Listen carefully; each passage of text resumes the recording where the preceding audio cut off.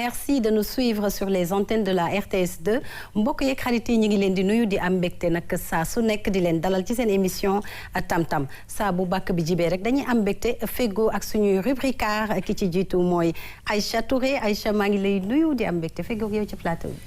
maa ngi lay fay Guy, je suis toujours contente de te retrouver le mercredi. C'est partagé. Avec ce rouge noir.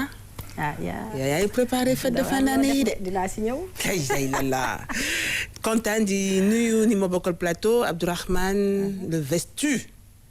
Aïcha sama turando di invité yi di nuyu di nuyu téléspectateur RTS2 yëpp. macha allah tey ñu nar a am lan ci biir décoration. xam nga tey toujours pour suivre l'actualité dañu inaugurer suñu terre bi le 27 décembre. tout à fait ba pare gare routière. dafa nekk gare boo xam ne monument historique la. léegi état du Sénégal daf ko rénover mais rénovation bi rafet na trop. tout à fait te comme terre bi moo xew. dama doxantu foofu jël ay photo wan leen ko. ñu waxtaan ci. ñu waxtaan ci biir gare ferroviaire bi nga xam ne mais mënoon nga ma yóbbaale nag. non mais c'est parti remise parce que c'est gratuit jusqu'au 15 hein. D'accord. Je vais aller visiter. On va y aller. Voilà. Inch'Allah. Alors, univers des jeunes avec Aïcha Sarr cette fois-ci. Tey nuyu naa la lan la ñuy am ci biir univers des jeunes. Alors Rougui fay naa la di nuyu ñi ma bokkal plateau Abdourahmane Aïcha Touré ak suñu invité di nuyu mbokk téléspectateurs yi ñu seetaan ci biir émission tam-tam. Alors Rougui tey ñu fas yéene waxtaanee univers des jeunes la ñu wax donc. ay jeunes 3 jeunes yoo xam ne dañu mettre en place dañu créer seen benn école boo xam ne ni c'est une école d'art oratoire pour les jeunes donc li leen tax a jóg mooy en tout cas fexe donner la parole aux jeunes ngir ñu mën a exprimer wu ak yu demee noonu sur les sujets d'actualité yi nga xam ne day soxal ñëpp de façon générale mais day soxal surtout jeunes yi parce que jàpp nañ ni que voilà ils ont leur mot à dire et également dañu def yeneen yu mel ni formation en leadership développement personnel ak yu ni mel xam naa nag si kanam dinañ ci gën a xuus incha allah ak suñuy invité. Très bien alors Abdourahmane dans la littérature toujours avec son livre mais aujourd'hui un recueil de poèmes nuyu naa la. oui maa ngi lay fay Rougui di nuyu mbokk téléspectateur di nuyu sama naataango yi nga xamante ne ñoom laa bokkal plateau yi ak suñu invité yi ñaari Aïcha d'accord alors tey nag concert des Batraciens moom mooy recueil de poèmes yi nga xamante ne moom lañuy waxtaanee ki ko bind di tudd Adjuma Bo jógee fële ca Waalo alors concert des Batraciens mooy maanaam Batracien mooy mbott yeeg si ndax yeeg mbott surtout ah les grenouilles les grenouilles comment on dit ça les crapauds et les grenouilles d'accord c'est à moi tu demandes comment on dit grenouille en wolof Abdourahmane je te fais quoi mbott c'est crapaud oui on en parlera maintenant c'est un recueil de poèmes voilà c'est difficile yaa ngi may wax sànq ça parle de quoi mais l'auteur fait parler ses sensations c'est voilà c'est son inspiration et puis voilà mais il y a une princesse aussi qui décrit merveilleusement bien. Très bien. Après nañu wax qui est cette princesse là. Tout à fait. On l'aura sur le plateau tout à l'heure mais avant cela nous avons sur le plateau Mohamed Mballo il est coach en art oratoire leadership développement personnel Mohamed am naa mbégte lool dalal la ci plateau tam-tam. Merci beaucoup Rougui ñu ngi leen di nuyu di leen remercier ci invitation bi di nuyu ñaari Aïcha yi ak Abdourahmane am nañu mbégte lool ci teew ci émission bi. D'accord alors ci kanam tamit deuxième partie bi dinañu recevoir ki nga xam ne mooy Adjuma Bo nekk auteur bi recueil de poèmes bi nga xam ne mooy le concert des Batraciens ci kanam lay doom waaye laata loolu dañuy dem régie jëli suñu bac dugg ci décoration.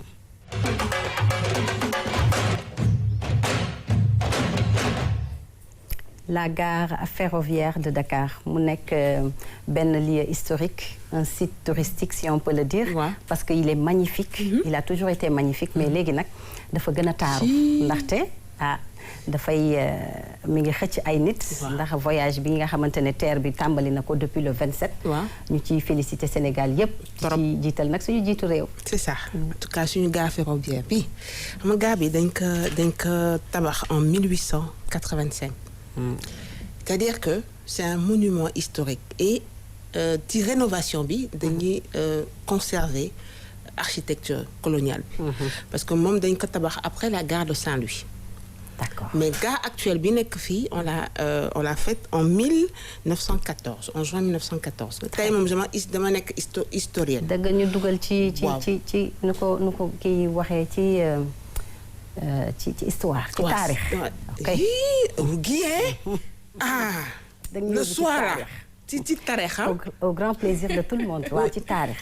taarix waaw ok d'accord man kon tey dama dugg ci taarix c'est ça. waaw ok noonu la. donc dama dem foofu doxantu dañ ko rénover dañ ko tëjoon après rénover ko.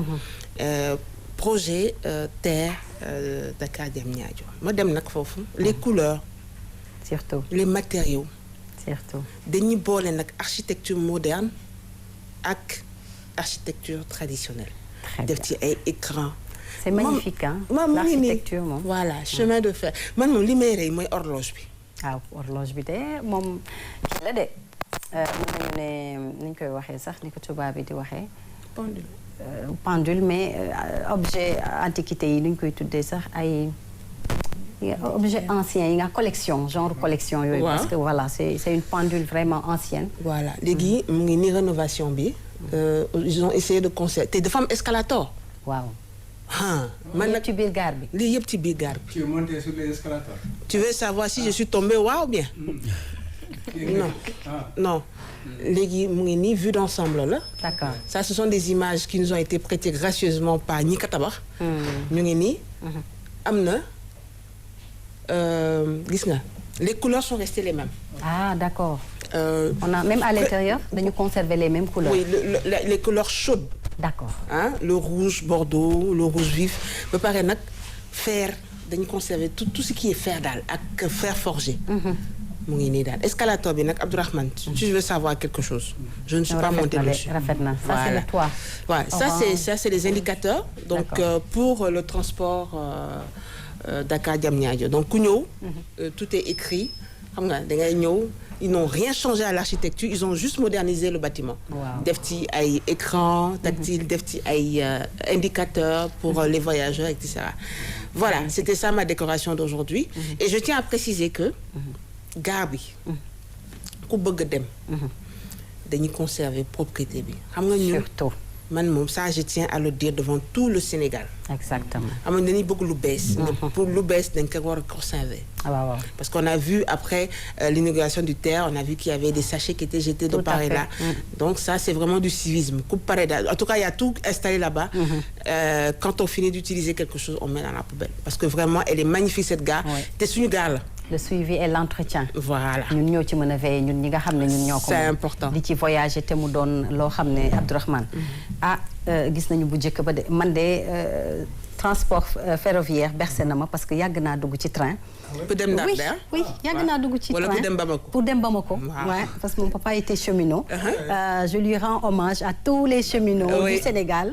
La famille Diaw maa ngi lay def coucou depuis Thiès alors mu bercé ñu yàgg ci dugg xam ni train confortable yàlla bu mu nekk nag voiture lii lañ ko doon wax bu njëkk ba. mooy première classe. oui nga tëdd rek ba egg Bamako. donc dañ ciy kontaan daal ça nous rappelle tellement de souvenirs yoo xam ne. da ngay xam ne train daal. macha allah am na solo. le xam nga le train moom mooy développé rek. on dit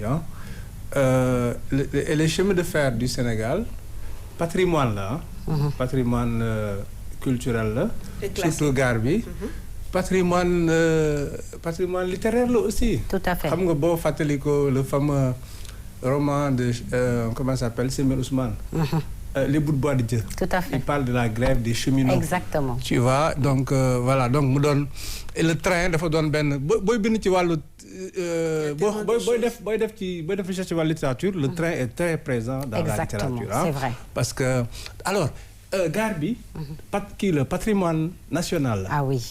xamuma nag ba xam ndax c'est classé patrimoine mondial peut-être on verra. Mais en fait le défi des designers et des architectes moom mooy nan la ñuy conserver. ba pare yeesal ko. exactement maanaam peut-être que am na voilà conserver l'architecture moderniser ko. c'est comme les maisons qui sont à Gorée wala à Saint-Louis amoo droit rek ñëw toj. tabax il doit conserver parce que dafay conserver ay mémoire dëkk bu nekk dafa am histoire. dafa am ay monuments ay bâtiments yoo xamante ne nii moom mooy marqué histoire dëkk bi. et histoire dëkk bi suñu histoire la. parce que gare bu njëkk bi Aïcha mi ngi ko rappelé. ñu ngi ko construit en 1887. un an après la mort de Lat Dior. exactement lañu mën a tracer maintenant. la voie Dakar Saint-Louis parce que l'un des combats de Lat Dior c'était voilà le chemin de fer. comment dire donc génération bu ci nekk. daf ci am part. exactement moo tax conservation bi maintenant dafa war a durer encore. li mu war a durer donc matériaux yi ñu ci war a def dafa war a fekk anciens matériaux yi. waru ko yàq mais en même temps dafa war a ànd ak moom donc défi architectural la boo xamante ne. dafa ñuy interpeller et day interpeller aussi suñu architectes yi parce que y a d'autres villes d'autres patrimoines qui sont en train de se on pense à Rufisque. tout à fait nga xamante ne généralement c'est des maisons yoo xamante ne dañ ko hérité maanaam et héritiers yi suñu ñëwee ils ont tendance à tout refaire xam nga loolu ko yàq quoi voilà c'est ça en fait donc à travers ce travail là c'est un gros défi boo xamante ne nii war nañu ko def pour conserver suñu patrimoine matériel et immatériel voilà ce beau bijou sax laay wax rafet na non mais bala ngay xam ne rafetaay bi da ngay et puis ils ont comme devanture bi dañ ko defaraat def ci ay palmiers xam nga dafa xaw a tànk lii da ngay dégager ko il y a une belle vue non mais quand tu t'arrêtes j'ai même la chair de poule quand j'en passe c'est magnifique et comme il a dit c'est un patrimoine pour le moment c'est un patrimoine national te ba pare soo gisee dañuy def Dupont alors Abdourahmane rappelle-moi Demba et Dupont voilà pas loin de l'embarcadère de Gorée donc tout ça ce sont des signes de notre histoire et c'est des choses qu'il faut conserver exactement Aïcha alors justement damay rebondir par rapport à aspect culturel bi patrimoine bi ki demee noonu comme li Aïcha wax Dupont Demba gare beeg yooyu man je pense que en fait c'est des maanaam ay éléments la yoo xam ne ni ay structure la yoo xam ne dañ ko war a di jàngal nit ñi à l'école ñu xam histoire bi sànq yaa ngi wax ni que dañ ko créé juste après la mort de Lat Dior c'est ça oui man loolu déjà xaw ma ko woon te xam naa ni am nañu bëri ñoo xam ne ni xamuñu histoire li nga xam ne moom mooy entité structure yu bëri yoo xam ne alors Aïcha juste pour t'informer c'est une décision de Louis Faidherbe donc Louis Faidherbe et Lat Dior c'était pas évident donc c'est juste pour rapporter rajouter les informations de Abdourahmane donc comme je disais dañu war a di ko fexe en tout cas di ko enseigner nit ñi les plus jeunes ñu koy jàng à l'école parce que quand même lu mel ni gare ferroviaire lu mel ni mairie de Dakar je pense kii bi tamit architecture bi exactement donc c'est une architecture déjà boo xam ne ça frappe parce que boo ko gisee tu sens que déjà que c'est historique yàgg na fi lañ ko fekk donc il est bon que ñuy koy fësal di ko wane di expliquer histoire bi ñuy xam fan ñan ñoo ko tabax lan moo ko waral les tenants et les aboutissants je pense que c'est important ñu ñëwaat ci Dakar Niger Dakar Bamako moo tax ñu def ko de au grand plaisir de tous les voyageurs il serait à fële le chemin de fer le chemin de fer historique Dakar Bamako s'arrête à Koulikoro. À Kay. Non, ça part jusqu'à Bamako. Oui, mais je veux dire, il y a des, oui, évidemment, il y a des gares. Mais il y a des autour de comment ça s'appelle sur la ligne. am na aussi ay gares yoo xamante ne aussi. Bien sûr. qui sont conservées mais jar na waat rénovation. Exactement. soo demee ay Koungheul soo demee. Kaolack la gare de Kaolack Khombol. gares yi aussi Rufisque. c'est des gares yoo xamante ne war nañ ko. Tamba Kay Kidira. non kii moom xam na. Abdourahmane ton micro. Mon micro oui je le reprends. alors ñu ñëw ci Mohamed ñu gis un bâtiment très imposant mais aussi plein d'histoire. Histoire du Sénégal. Effectivement, un bâtiment très imposant mais plein d'histoire aussi. Absolument. Comme ni ñu ko gisee parce que l'objectif c'était vraiment comme ni ñu ko waxee bu ñu gisee bâtiment bi ñu fàttaliku. bañ a fàtte mais bu ñu fàttaliku aussi ñu gis ne taaral ñi fi ne taaral nañu ko ba vraiment mu yàññ méngoo ak jamono. Donc man peut-être li ma ci am rek li may wax sénégalais yi laa koy wax. C'est-à-dire nous avons un projet qui est là que nous devons entretenir. Tout à fait. Parce que li ëpp solo mooy def nañu gis nañu ne def nañu ñu ngi bëgg a méngoo ak jamono. Mais après nan la ñuy doxalee ak li ñu am parce que bu projet amee lu mel ni bu amee dañu war a entretenir doxal ak civisme ak citoyenneté propreté bi comportement bi ci biir terre bi parce que développement newul rek infrastructure mais développement dafa nekk ci nit ki ci jikko ji ci comportement bi ci vraiment nu muy doxalee ak li mu am ak ni mu koy téyee donc man le message que je lance à tous les Sénégalais c'est bu ñu gisee terre bi wala bu ñu nekkee ci terre bi nañu def comme ku ne seen kër setal ko toppatoo ko aussi caytu vraiment ni ñu fay nekkee. surtout Aïcha. il est jeune est-ce que moom mës na jël train. waaw. mosoo jël train mos nga jël yaa gën a de waaw ay souvenirs yu ndaw laa ci am. yaa gën a trop parce que la génération d'aujourd'hui ne connaît pas le train hein. Mais moi je ne connais pas le train. Ouais. La génération d'aujourd'hui si moi je prenais le petit train bleu. Ah d'accord. Le petit train de banlieue. Le petit train de banlieue. Et puis bon le métro c'est un train aussi hein. Ouais, exactement. Mon cher, il n'y a pas de train d'ici, il n'y a pas parlé de métro. Pour terminer. Très bien, donc c'était ça. Xam naa ni moom dañu ñëwaat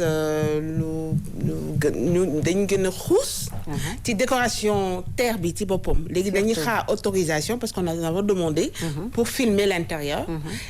ñëw ci décoration terre bi parce que moi je suis dans l'actualité où je suis là, je suis in. Tu es in. Voilà, donc xam naa ni moom j'espère, je vais me taire. Est-ce que jël nga terre bi? Alors, est-ce que jël naa ko? Pas encore, mais c'est un projet, parce que mon anniversaire c'est le 1er et le 2, je compte m'offrir ce plaisir-là et découvrir le terre et tout ça, etc. Même moi, j'aimerais bien faire un petit voyage pour me remémorer de mes années d'enfance. Ouais.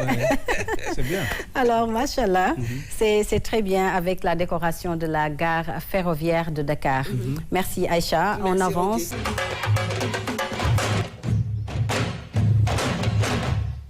Alors ñu dugg ci univers des jeunes ànd ci ak Aïcha Sarr mu dalal fii ki nga xam ne rek mooy Mouhamed Mballo nekk coach en art oratoire ndax bu ñu nee art oratoire ci jeunesse defe naa ne wóolu sa bopp gëm sa bopp am confiance en soi dina ñëw parce que nag la jeunesse a des arguments xale yi xam nañ li ñu bëgg xam nañu fu ñu bëgg a egg mën nañu am nañu xam-xam waaye nag naka lañ koy génnewee ndaxte tamit la communication est la base de tout.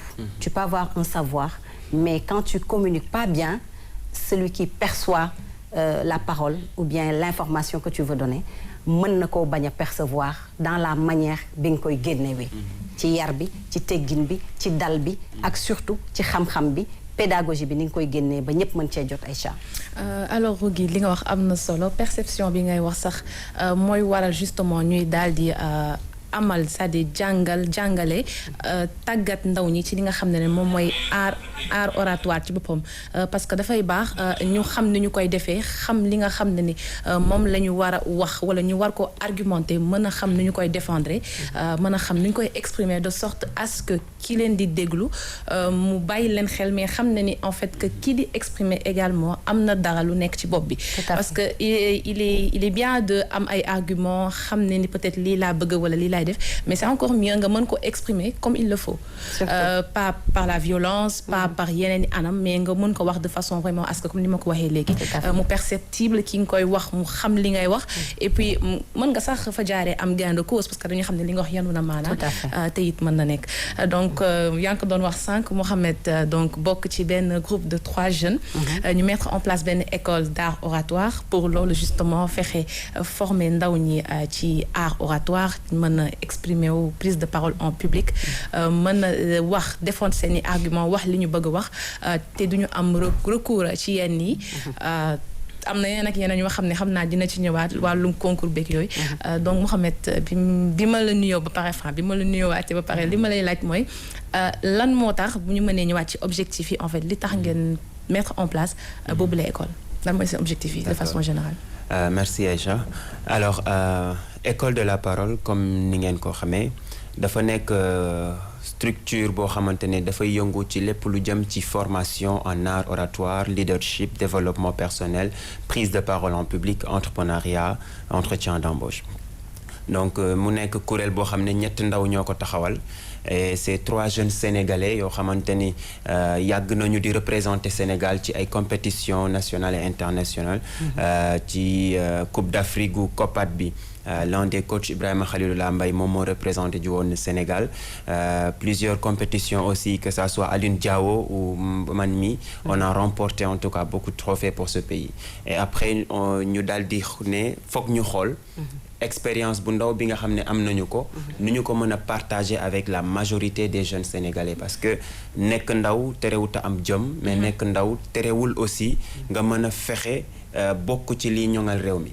donc loolu moo nekkoon li tax ñu xalaat ko bi ñu dañ toog ci nekk rek di waxtaan di ataaya idée bi ñëw ñu ne dañ koy def bu ko defee ñu lancé wu ci et yàlla def ci xewal ñu ngi taxawal projet bi di dem ak moom objectif yi nag lenn rek la mooy wax ak ndawu réew mi ne leen nekk ndaw terewul nga joxe sa kàddu ci réew mi terewul nga gis ne li doxul nga ne lii doxul wala lii sama xalaat bu gàtt mën na dox bu ñu ko defee wee nii waaye bañ a ne ndaw laa rek am naa doole dama koy wone ci violence ci yàq destruction de biens publics wala ci ñàkk teggin waaw donc l'objectif principal c'est vraiment de regrouper la jeunesse sénégalaise autour d'un idéal de regrouper cette jeunesse autour de la parole de la prise de la parole mais aussi d'aider la jeunesse à pouvoir convaincre parce que kañ ngeen taxawal école boobu voilà école bi ñu ko taxawee léegi dans une semaine lay am at.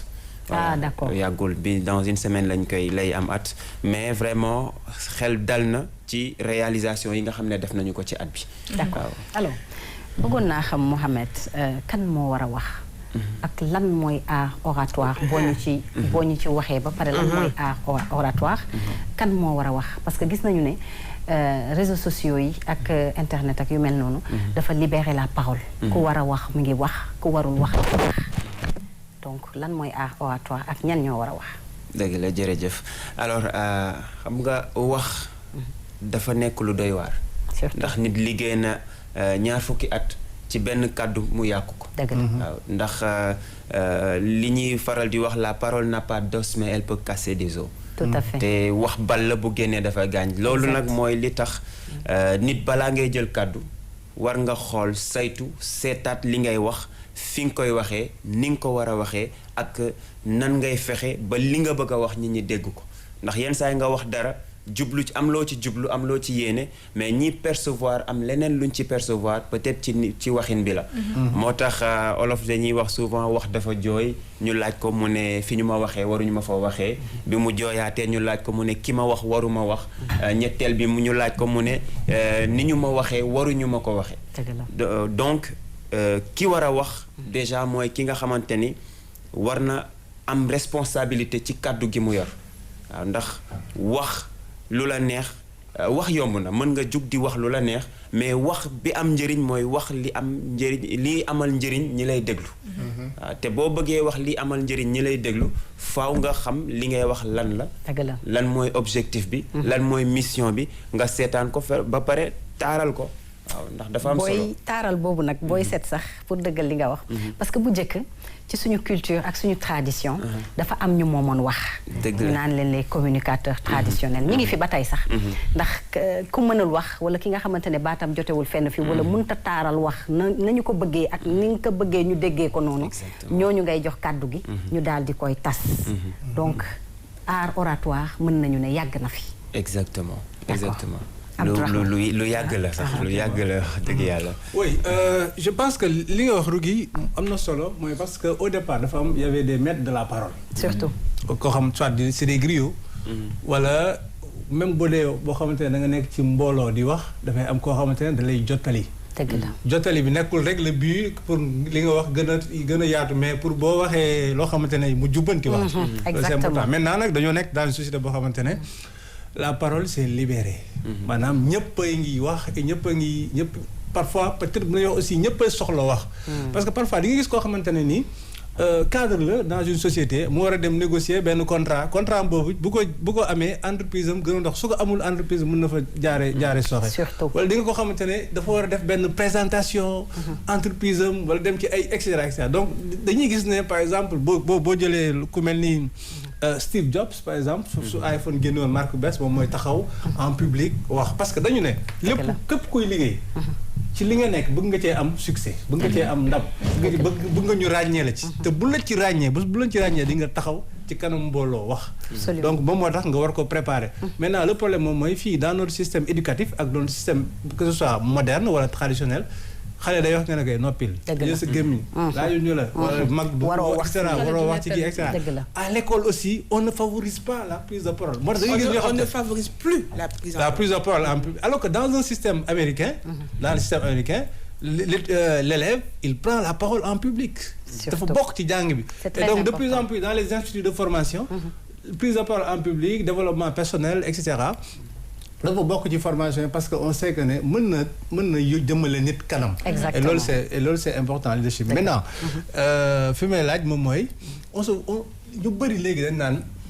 coach lañ en développement personnel en leadership et cetera est-ce que dafa am benn formation certifiée ba maanaam boo xamante ne dañ ko reconnaître pour nit ki nekk coach wala à partir de l'expérience rek comment on fait pour devenir coach d'accord lu am solo la comme question ndax dara moom mënoo xëy rek ne dama koy jàngale li ñuy wax ne loo doonul taalibeem doo doon sëriñam absolument et donc li nga xamante ne ñun moom la ñuy partager ñaar la muy benn bi expérience boo xamante ne am nañu ko te foog naa ne amul lu gën a crédible expérience donc muy expérience ci compétition yi ñu def te laata ñuy def compétition bi dañu dem def formation parce que concours boo koy def dañ lay jox ay coach dañ lay former alors compétition yooyu bëggoon naa parce que revenir aat nga si nga ñëw ci tuuti fii la woon Sénégal bitim réew ak ñan ñoo ko organisé woon ak à quel but d'accord alors am na compétition yoo xam ne fii la ci réew mi am na yoo xam ne bitim réew la comme Coupe d'Afrique u débat bi nga xamante ne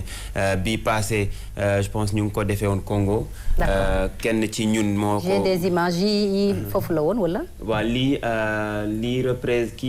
grande rentrée citoyenne la avec le président de la République bii kaay débattre bi la si compétition bu ñu doon def fi la finale muy nekk pour bientôt bi séminaire de formation parce qu'on est en même temps formateur à l'université virtuelle du Sénégal donc kii mooy Alioune Diao moom aussi il est coach et formateur Ibrahima Khalilullah Mbaye ci compétition d'ailleurs la nekk moom ak ay xaritam moom aussi voilà donc image yi yëpp da ngay gis ne peut-être on est en action lii c'est mon premier trophée en tout cas en 2017 bi may gagné contre Yavuz Selim c'était une équipe lycée de Mbao Yavuz Selim finale débaton régional lii ay bootcamp la ay camp d'éloquence yu ñuy def souvent dañuy def déplacement ànd ak jeunes yi fexe ñu découvrir beneen univers mën a travailler ci ñoom ñu ngi gis Pape Faye sax mu nekk un grand oratoire lui aussi nekk koo xam ne vraiment kàngam la si domaine bi comme on dit exactement bokk moom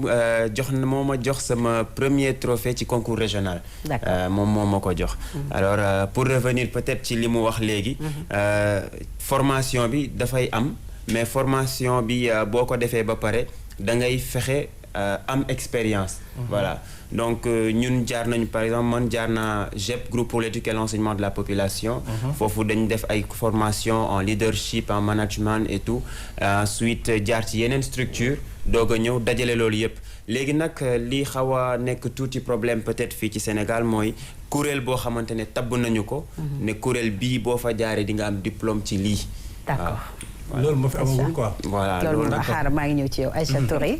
Alors bon moi j'aime bien parler de l'art oratoire parce que dafa nekk art boo xam ne dama ciy liggéey. Et moi la question que je vais poser parce que on sait très bien que l'art oratoire il faut non seulement bien se présenter donc c'est très important il faut persuader son public. Il faut l'émouvoir. Et tout ça c'est dans sa gestuelle. Et on remarque que l'art oratoire en général dañuy jël. Enseignement bi nekk Europe ñëw Afrique alors que bokkul d'où l'importance des griots parce que public africain ak public européen bokkul yaa ngi waxu CV yaa ngi waxu entretien est-ce que vous avez des modules pour la gestion du tract par exemple parce que on a gis jeune day jógee gestion du tract da ngay jógee école on a arrêté les exposés parce que je pense que nous suñu époque exposé à partir de la classe de 4e c'était impératif de le faire jusqu'à classe de terminale et ça te permettait d'être à l'aise en public de parler et soo amoon sax ay défauts le professeur qui matière bobo de la corriger. Donc ça c'est des choses qu'on ne voit plus malheureusement. Donc est-ce que yow seen module il y a la gestion du trac, comme on appelle l'entretien d'embauche. Deuxième question, effectivement on dit coach. Est-ce que vous avez un diplôme en coach? Si oui, où vous l'avez passé?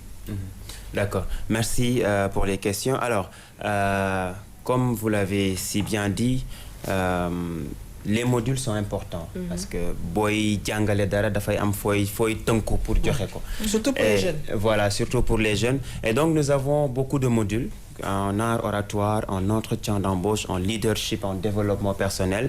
Nous avons énormément de modules et par la grâce divine, suñuy séminaire yi ñuy def mu ngi porter ses fruits parce que je pense à Coumba Ndof Gassama mi nga xamante ne tey bokk na ci meilleur débatteur ci compétition ka débattre yi gis na ma ci yàggul dara remercier ma coach Aline Diawo parce que dafa am entretien bu mu doon waajal mais bi mu bénéficier woo ci suñu formation dafa dem réussir ko facilement loolu mbégte la tey quand je pense à la meilleure débatteuse de l'Institut africain de management mi nga xamante ne peut-être formé naa ko au sein de l'université virtuelle mu dem IAM nekk la meilleure débatteuse mbégte la parce que tu sens que tu fais des résultats. Donc bu fekkee nee nga coach nga te defoo résultat peut-être y a problème mais bu fekkee def nga résultat ñëpp di ko gis loolu aussi luy gën a ñoŋal liggéey bi la luy gën a firndeel la beneen bi ci wàllu diplôme yi ngay wax je l'ai dit tantôt, je pense que j'ai répondu à la question, peut-être je vais y revenir. Il y a l'expérience, il y a la compétence, il y a tout ce qu'il faut, en tout cas le bagage qu'il faut, mais aujourd'hui au Sénégal on a un problème d'une structure parce que l'art oratoire... Non, ça j'avais très bien compris. Voilà. Justement, c'est pour ça que j'ai reposé la question, parce que je n'étais pas satisfaite de la réponse. Est-ce que parce que coach, un coach internet, un coach ci école yi parce que qu'est-ce qu'aujourd'hui nous définit la notion de coach? Est-ce que c'est un diplôme? Est-ce que c'est une reconnaissance?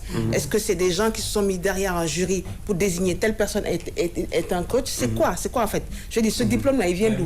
Ou cette désignation? La qualification. Non,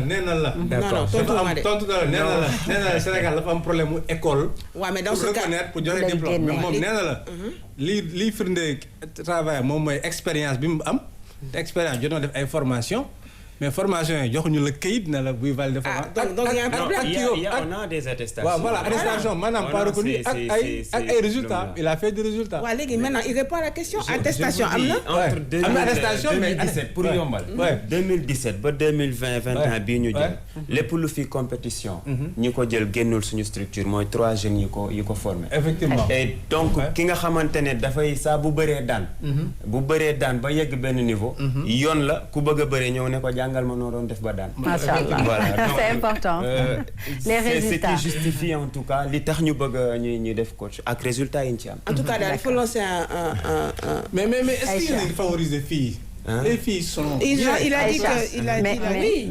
Mais dañuy xaw a timide quoi. jigéen ñi xam nga dafay wax ci gestion de stress mu nekk loo xamante ne jigéen ñi lay gën a sonal. xam nga concours yi fi am yëpp concours national art oratoire yi fi am yëpp. exception bi mooy oratorat bi ñu def yàggul parce que y avait plus de candidates. ay jigéen moo ëpp ko góor ñi. et puis ki ko remporté aussi c'est une dame. Vous intervenez à partir de quel âge? Par exemple, est-ce que le cycle secondaire est pris en compte? Oui. Parfois, nous offrons des séances de formation aux élèves. ñi nga xam ne ñu ngi waajal bac. pour wax leen exactement lu leen di xaar après le bac. Voilà choix bi ak parce que souvent on nous vend des rêves parce que dañ leen naan jàng rek boo amee sa diplôme boo amee sa diplôme tu réussis mais boo amee sa diplôme il y a tout un tas de problèmes et d'équations à résoudre et donc il faut préparer les jeunes sur ça. D'accord. Aïcha. Alors sànq mi ngi wax benn aspect bu am solo dafa wax na ba tudd les réalisations yi nga xam ne da ngeen koy def. Concrètement sànq Aïcha mi ngi ko doon wax ni ngeen di def ba former ndaw ñi. yan réalisation ngeen def c'est-à-dire nan ngeen di concrètement ngeen di permettre en tout cas aux jeunes de pouvoir s'exprimer sur les thèmes d'actualité yi nga xam ne dafay concerner jeunesse bi ak sénégalais de façon générale. D'accord.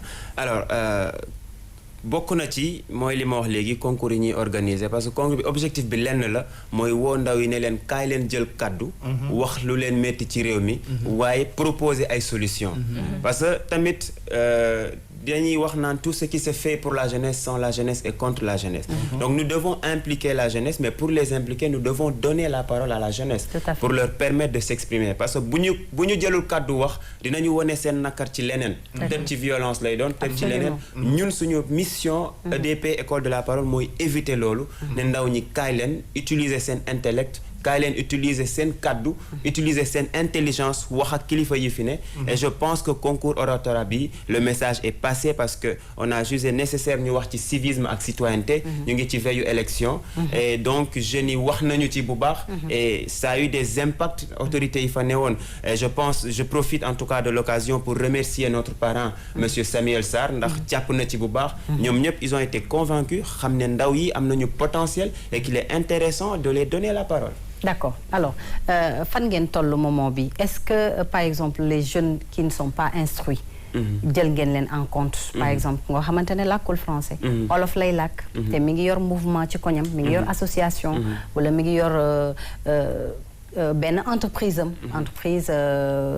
nekk entrepreneur, bëgg parfois bu demee ci ay séminaire wala bu demee fenn mën a wax, est-ce que ñooñu lañ leen di jël en compte? waaw loolu lu am solo la question boobu, parce que tey bu ñu waxee art oratoire wax leadership rek dañuy xalaat ne ki jàng tubaab rek a ko moom. Absolument. te fekk ne kàddu wax moom dañu ko soxla ci lépp. muy ki jàng ak tubaab ki jàngul tubaab. parce que entrepreneur bi tey mën na nekk sénégalais bu ne ci région yi. jóge foofu ñëw bëgg a taxawal poulailler, mais bu bëggee am financement faaw mu convaincre ñi nga xam ne ñoom ñooy bailleurs yi. donc ñun suñuy modèle yi nga xam ne ci entrepreneuriat la. li ci ëpp bokk na ci ñu wax la nan ngay présenter sa projet. mais nan ngay jëlee sa kàddu pour convaincre ñi nga xam ne ñoom ngay inviter pour ñu investir ci yow. GIE yi aussi suñu yaay yi nga xam ne ñu ngi regroupé autour des GIE. dañuy dem ci ñoom échanger ak ñoom, waxtaan ak ñoom ci li nga xam ne produit yi ñuy transformer bëgg ko jaay. processus bi, gestion de la clientèle et tout. yooyu yëpp dañu koy def parce que yemaluñu ko juste ci ki nga xam ne moom moo jàng tubaab. mais ndongo daara bi ak ñeneen ak ñeneen ñëpp ci lañu. apprenti yi ci garage yi du ngeen fay faral di dem di ci apprenti de parce que oto yi nag yenn saa yi nga dégg fa luy dem. non xam nga sama mbokk apprenti yi. ñooñu moom voilà xam naa peut-être dina ci am solo daal. bu ñu mënoon dajeeg ñoom ay visite de proximité. waaw bu ñu mënoon dajeeg ñoom parce que yenn saa yi nga daje ceeg ñoo xam ne doy nañu waar lool te voilà quoi. seen langage la ñu wax de mais on les aime bien nag ndax ñu nag ñoom ñoo ne ci yoon bi. nekk ci oto yi. alors ay jàmbaar lañu. jeex na kay Aïcha mooy tëj. jeex na tàkk Aïcha. Pour terminer. Alors, pour terminer, je vais terminer avec une question, Rougui. Après, je vais alors, pour les projets à venir, ce que vous savez faire, toujours ci jeunesse bi, wàllu wax nañ ci art oratoire, peut-être wàllu leadership, entrepreneuriat pour former jeunes et tout. Il y a un projet ngeen am dans le futur, Inch'Allah. Merci beaucoup. Alors, projet yi ñu am bokk na ci EDP Sénégal Tour. muy projet boo xam ne dañu bëgg a def touru Sénégal. dem dans les 14 régions. rencontrer ndaw yi le maximum de jeunes en tout cas.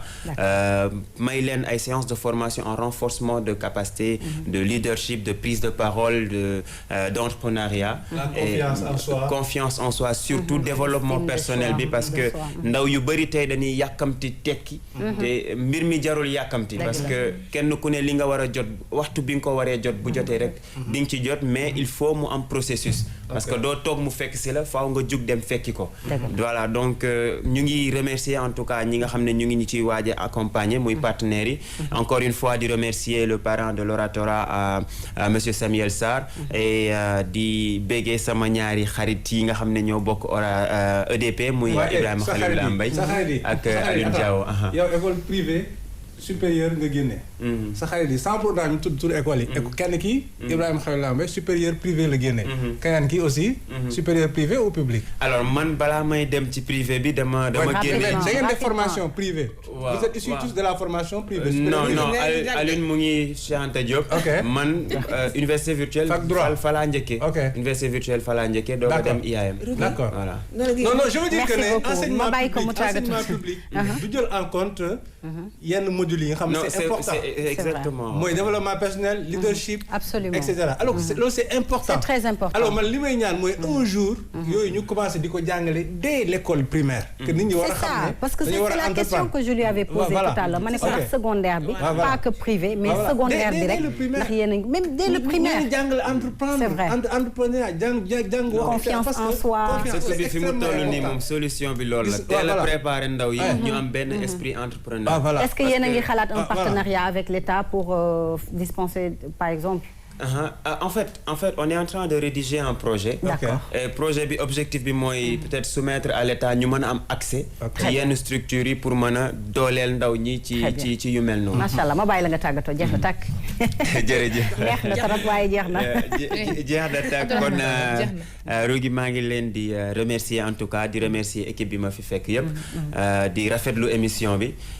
di remercier ñëpp ñi nga xamante ne ñu ngi ñuy suivre ci école de la parole mais aussi ñi nga xam ne def nañ ñu confiance di ñëw ci structure bi pour ñuy bénéficier wu suñu ay formation ñu ngi leen di jox rendez-vous sénégalais ci EDP Sénégal Tour yàggatul dara incha allah. merci beaucoup dañu koy remercier ki nga xam ne mooy Mouhamed Mballo nekk coach en art oratoire leadership développement personnel di la encourager bu baax di la souhaiter nag bon vent dans tous vos projets. Alors duñu def lu dul dugg ci littérature le temps d'accueillir notre second invité.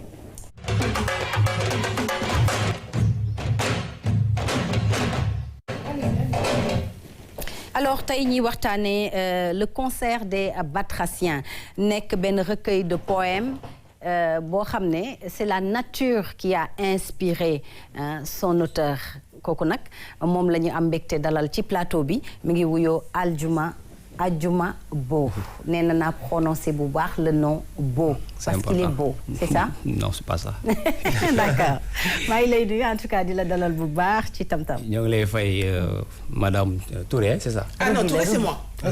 Touré bi fii la. dégg nga elle est célèbre. Rougui pour aller plus vite. ah oui donc toi ta prière a été exaucée. Madame Touré. je suis déjà Madame Touré de la c'était quoi encore. ah non dis madame déjà c'est la preuve. d'accord officialisation quoi. Ouais. bon ta prière a été exaucée. Il y a pas de problème. maa ngi leen di nuyu yéen ñëpp seen tur ak seen sant di leen gërëm di remercier le grand journaliste Abdourahmane. moom invité parce que simplement nous partageons la même passion. Absolument. qui est la poésie. ñu ngi gisee woon ci salon du livre bi passé. bi nga xamante ni collectif Parlons Poésie moo ko organisé woon. place du souvenir je pense. Ouais. donc là mu jël sama numéro ensuite voilà. on s'est retrouvés quoi. D'accord. Une question avant Abdourahmane. Pourquoi le concert des Batraciens? Lu la jotaleeg Batraciens. Je réponds en français ou bien je réponds en wolof? Parce que tu as posé la question en français aussi. Lan moo tax nga ne le concert des Batraciens. loolu nag laa mënul a traduire. concert bi ni ñu koy waxee. la ko wolof ba tey. concert bi ni ñu koy waxee. Batracien mooy wayu kii. lan moo waral lii nga bind nii fii. ndajeem mbott yi. J'ai compris la question. ah ouais. baalu mbott yi. Ça c'est moi qui avais dit. Vous avez dit ici. mbott yi lu ko waral. Excellent. Vous avez dit ndajeeg mbott yi. waaw ndajeeg mbott yi fa laa njëkkee de. maintenant c'est-à-dire que conséquence su ndaje boobu noonu moo am solo. le fait que d'abord. day nekk pendant la saison des pluies. Déjà c'est important donc boo commencé taw. D'accord. Ça a marqué mon enfance.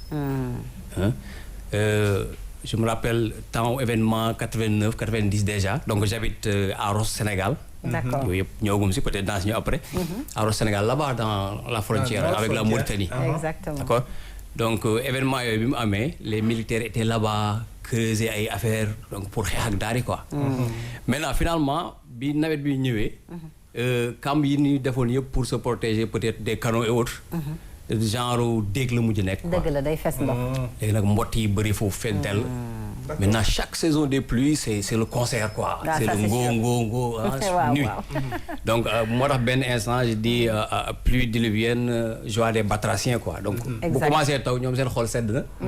mais ñun ñu bëgg nelaw dootuñu nelaw sommeil annexé donc dootuñu mën a nelaw simplement parce que on dirait que day mel ni genre sabotage. am na chef d'orchestre buy dégg fee ne moom baatam moo gën a rëy. ñi si des ñi yor solfège je ne sais pas quoi wax kii bu ndaw bi donc bu yuuxoo benn instant yeneen ñi topp si. benn instant nga dégg ko mu noppi yeneen ñi noppi. dëgg la. benn instant bu joxe waat rythme bi gars yi continuer waat encore. gars yi commencé waat. D'accord donc c'est ce qui m'a inspiré maintenant à donner le titre. Le titre surtout. Le titre du recueil à ce livre. Très bien Abdourahmane. Oui, ñu gis ne Adjuma am na aussi des recueils des poèmes qui datent de 2010 su ma juumul donc même parfois plus loin. Chaque poème est daté en fait. Oui, chaque poème 2005 même. Hein? 2005. Ouais. Donc c'est un recueil boo xamante ne nii. 2004. 2004. waaw Oui. Ça a pris du temps quand même hein. Ouais. D'une certaine manière. moo tax si biir booy lire. am na mots yi utilisé. parce que pour xam nga poésie dafa compliqué déjà léegi jéem nañu xool exactement lan laay wax si biir. lan ak lan la war nekk. man donc je vais prendre la peine. parce que dama ko présenté woon benn concours international. Immaculée Édition. donc beneen nekk. Et je vois ici sax que c'est dañ koo tabb 3e meilleur recueil de poèmes. Au prix international Immaculée Édition 2021. Exactement. Félicitations. Merci beaucoup merci. noonu la demee léegi il fallait que ma am yaa ngi wax benn chapeau seen langage journalistique il fallait que ma am benn affaire bu mën a expliquer. lan laa doon dégg si affaire ndajeeg mbott gi. ndajeeg mbott gi waaw. ndajeeg mbott yi. donc c'était ça. léegi parce que dafa neex quoi. moo bi waaw moo bi expression bi mu joxe moom laa mosul foog ni mën naa koo kii quoi. c'est important. léegi nag il fallait que ma am benn texte bu chapeauté bu mën a expliquer exactement. man lan laa mën dégg si affaire boobu noonu. donc day expliquer inspiration bi nan lay ñëwee. ensuite day expliquer lan laay. texte yëpp presque. day résumé premier texte bi nga xam day tudd concert des Batraciens. mi ngi si biir. moom mooy expliquer lépp li nga xamante ni moom mooy nekk si biir poème yi quoi. donc d'abord pour mu gën a mën a am prix déjà pour ñu comprendre parce que des fois poésie dafa xaw jafe comprendre. beneen bi mooy bu ñu koy exploiter tamit ñu mën a xam exactement man fa laa waxee quoi. donc c'est important. D'accord. Mais est-ce qu'il y a un fil conducteur? Parce que c'est ça un peu qui est difficile à trouver. Maanaam moo tax ñi ma laaj livre bi ça parle de quoi je sais pas. mais moom dafa bind florilège. moo tax florilège de vécu. voilà merci. balaa doon ñëw. voilà c'est important florilège. c'est-à-dire que dama xool tu as raison de dire ça. 2004 ba. 2020. 20. dama doon bind di teg ba benn instant. xanaa kay bi fàtte woon naa ko sax. après des fois ça m'arrive ma bind après teg foofu quoi je me suis dit. quand j'ai préfacé le premier roman. ak ma préfacé waat beneen recueil de poèmes. bu Ousseynou Ndione les délices du silence. je me suis dit que ensuite mu jox ma lien bi quoi ma ni bon attends je vais essayer de saisir. te bizarrement dama commencé saisir quoi avant lien bi di ñëw pour ma concours comme si je l'avais senti. ma commencé saisir non attends maintenant il faut que ma jéem a voilà balancer lii rek. ça va donner quelque chose peut-être quoi. Et c'est venu comme ça. C'est venu comme ça. Mais c'est le florilège d'un vécu. C'est-à-dire que li ma dund. les morceaux choisis. Voilà li si gën a am solo. C'est ça la signification. yow nekk si biir. Bon des fois doo am bopp doo am genn. bu le concert maintenant des Batraciens. D'accord. C'est ça. Alors Aïcha. Alors moi je suis très étonnée. J'aime bien ce genre de poème, bien que bon après da nga dédicace ma benn. Ok, merci. Parce que tu sais, yow di nga rey littérature sénégalaise. parce que ku fi jaar jox le livre. Parce que je disais donc que dans la préface j'ai vu que il fait honneur au génie de la nature. Vous avez une particularité avec la nature, c'est-à-dire que ce soit l'eau, que ce soit les animaux. Pourquoi ces bruits vous font choisir des morceaux choisis? D'abord c'est-à-dire que man buy taw damay triste quoi. Ah yaa ngi triste. Et pourquoi? Je ne sais pas mënu ma ko expliquer quoi. Ah oui? En fait su ma ñemee wax ni. Les saisons agissent sur son... la pluie en réalité. Les saisons agissent sur son humeur. Je déteste la pluie en réalité. Ah d'accord. C'est-à-dire que chez les poètes loolu day am quoi yi nga xam ni automne la ñi hiver ñi kii et cetera. Mais c'est bon, c'est pas les poètes seulement, nous-mêmes on sent ça. Ah vous sentez ça. C'est important donc toi. Moi je suis triste quand il fait froid. Ah quand c'est maintenant. Mais on sait la raison. Ah ça va ça va. Rudy waxal sa élève bi. On sait pourquoi. D'accord. Pourquoi maintenant. Tristesse boobu. Non grave. Tristesse boobu. yow peut-être da nga koy sentir nii mais doo ko wax. bu leen da nga koy jooy mais intérieurement. Et ñun on est bavard comme on le dit. Le génie qui inspire quelquefois il est bavard. C'est pas l'écriture. Donc quelquefois tu as envie d'extérioriser affaire bi génne ko. Où ça vient maintenant tu l'écris ensuite mu jeex quoi. D'accord. Maintenant c'est quand ça pleut. Source d'inspiration là pour rien. C'est ça surtout quand ça. Quand tu es triste tu as les mots bien facilement. Voilà quand boo amee benn tristesse booy ressentir yow tu as juste envie. De le dire, de le partager. Parce que la poésie aussi se partage. Maintenant soo ko defee tu te sens mieux.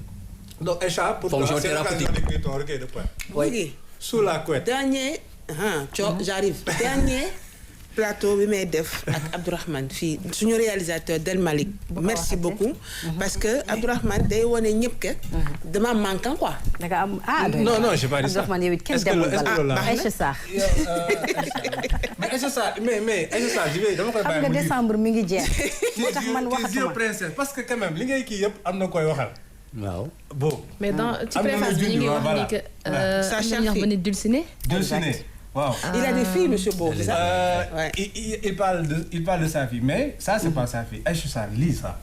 Tes yeux, princesse, sont comme l'éclat. Mais toi, lis. Anna, lis le tout. Lis, vas-y. Lis. Vas-y. Tes yeux, Abdourahmane, j'ai vu, non? Ouais, j'ai vu. Regarde ça, elle est mambie. Tes yeux, princesse, sont comme l'éclat pur de l'or de Ngalam, fondu dans le superbe Cassion. Murmure profond de la sainte voix de l'azur, douce profondeur et mystère de l'émotion.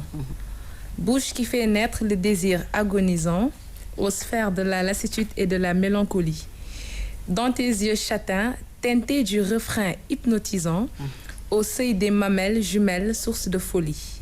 Tu symbolises abrupte la joie du gladiateur, quand dans l'arène la peur vaincue, les bras tendus en signe de fureur, s'affale détendu dans la clameur. Tu es la princesse des étoiles. Elle est envoûtée, hein. Non, en fait, c'est le choix des mots. Laisse-moi terminer, s'il te plaît. Elle s'est mise, voilà. C'est un croisement d'émotions. Qui est cette princesse-là voilà. Je continue? Si tu veux. Ah oui, tu es la princesse des étoiles, la scintillante nova, crépusculaire quand le soleil n'est que pénombre. Dans le ciel, reflet de la beauté légendaire d'Athéna. C'est l'amour, ça. Tu es l'espoir aux confins du désespoir, la noria au tréfonds du puits de jouvence. C'est un croisement d'émotions. Ça parle de quoi? Mais ça parle de l'amour, naturellement. De qui? De la belle Chéra. Je l'appelle Chéra depuis qu'on s'est rencontrés à l'université. D'accord. Ah, c'est un personnage qui existe réellement. Oui, elle est devenue ma femme. Elle s'appelle Scheherazade. Dans les années universitaires. Scheherazade. Oui, Scheherazade. Moi, je pensais que tu faisais hommage au personnage de Une nuit. Scheherazade. Ah, d'accord. J'ai pas compris. Comment tu as fait pour comprendre ça? Au passage, dans hommage à madame. Alors, Nder, ma femme. Je vois ici Nder, ma femme. On termine avec. Si vous pouvez lire ce poème et nous dire... Avec les emphases. Affaire bi mooy. C'est vrai que vous allez vous focaliser sur l'amour. Mais dès les premiers poèmes, puisque c'est s'agit de concert, on a commencé par la musique d'abord. Exactement. On en a parlé. Et quand on a terminé avec la musique, maintenant c'est là qu'on a décidé de rendre hommage à nos vaillantes dames qui s'étaient sacrifiées le 7 mars 1820 à Nder. Absolument. Maintenant, bon, c'était une sorte de personnification. D'accord. Donc je parle de Nder comme si c'était une personne vivante. C'est la femme. C'est une personne. Maintenant, ensuite, en 2020... Merci Aïcha Sarr. Maintenant, en 2020, il y a le coronavirus à l'intérieur. Vous ne l'avez pas vu. Je sais que vous ne l'avez pas vu. Mais c'est que la prochaine fois, il faudra nous... Donc, il y a beaucoup de choses. Il y a beaucoup de choses à l'intérieur. Il y a la religion à l'intérieur, donc avec le prophète. Il y a beaucoup de choses. C'est pourquoi je vous ai posé la question globalement. C'est quoi le concert des Batraciens? Il y a tout ça dans ce même concert. Alors, merci Aïcha. Aujourd'hui, j'aide Rougui à cause d'Abdourahmane. Alors, d'accord. Merci beaucoup, Rougui. Abdourahmane, c'est terminé. Tourando. Mais attends, c'est moi qui dois poser la dernière question. Non, c'est fini. C'est fini, on a terminé, Abdourahmane. Non, yo, Aïcha, contaminé là. Merci beaucoup. Merci Aïcha Touré. Ils vont faire le cas. D'accord, Inch'Allah. Merci beaucoup Adjouma sama turandoo, c'est normal. Merci beaucoup aux téléspectateurs yi ñu doon seetaan ci biir émission Tam Tam, à toute l'équipe technique dernier numéro Tam Tam. Donc di remercier ñëpp, di big up ñëpp, toute l'équipe de Tam Tam. 2021 di leen wax ni 2022 dina neex, dina xumbu, dina cekkete. Merci. Merci beaucoup. Merci. Comme d'habitude, Fall m'a habillé, voilà. Moi, là, il y a joxe numéro bi, di ngeen ko xam. D'accord. Alors, merci Abdourahmane. Oui, merci beaucoup. Rougui, yaa ngi may accéléré. Ne pas comme qui, la dame en étoile. C'est pourquoi elle termine l'année en étoile. Ah oui. Tu vois, donc tu brilles. Et c'est magnifique. Machallah. Donc regardez là, Aïcha. Ok. D'accord. Ah, merci beaucoup, Rougui. Enfin. Et voilà, merci aussi à Adjouma pour ce beau recueil de poèmes. Et voilà, c'est des moments intenses que tu partages avec nous. Le concert des Batraciens. Tout à fait. Voilà. Il y a un peu de cacophonie ou bien... Cacophonie. Cacophonie. Oh! Ouais. Cacophonie, oui. Boum. Merci. D'accord. Merci beaucoup. 1-0. Ouais. Donc, je voulais c'est pas dire... fini. Abdourahmane, je te dis merci, tu dis donc. Mais elle me coupe la Aïcha. parole. Mais toi aussi, elle me coupe la parole. Comme xale de classe. Ouais. Merci. Aïcha, Le professeur. Et je remercie aussi tous ceux qui nous ont suivis, accompagnés Durant toute l'année. durant toute l'année. Oui. Et puis bon, voilà, d'accord. Ce Merci. plateau À ressemble un peu 2022. à un concert de qui là. Batracien. Oui, alors merci Rougui, merci chers téléspectateurs, merci Abdourahmane, ce fut un plaisir de partager tous les mercredis de plateau avec toi. Merci à tout le monde, merci aussi à TMC, Nodiaron Tibopi, Combat Djeredjef, merci. 77 657 54 83. On se retrouve l'année prochaine pour d'autres surprises de déco. Exactement. Alors Adjouma Bo dañ lay remercier bu baax a baax di rappeler ne rek yow yaay auteur u recueil de poèmes bi di le concert des Batraciens ñu amoon mbégte nag daal la ci plateau bi. waaw mbégte bi si man la ëppee comme on dit maintenant ma nuyu waa Ross Sénégal yi nga xamante ni ñoom ñooy sama dëkk sama mbokk yëpp nekk fa. Donc je suis toujours encore prof de français. au lycée de Richard Toll. Donc maa ngi nuyu sama collègue yëpp di leen sant di leen gërëm. Voilà kontaan si émission Tam Tam. Le rythme là c'est important. Merci. C'est toujours dans la musique. sabar bi bu tëggee nii moom vraiment day jóge concert bi. gis nga ko da koy jege bu baax a baax bàkk boobu suñu bàkk national de Tam Tam alors ñu ngi leen di remercier yéen tamit yéen ñu toog saa su nekk di ñu bàyyi xel di ñu suivre di leen remercier mais tey nag remerciement particulier à Aïcha Touré moo jaar fii ci bopp bi jaar ci defaraat affaire yi ba mu baax maa ngi lay jaajëfal bu baax ci 2021 bi. Merci. li nga bëgg yaa ko xam yàlla na la ko yàlla defal merci à vous également et à demain à la même heure sur la même chaîne la 2 merci beaucoup.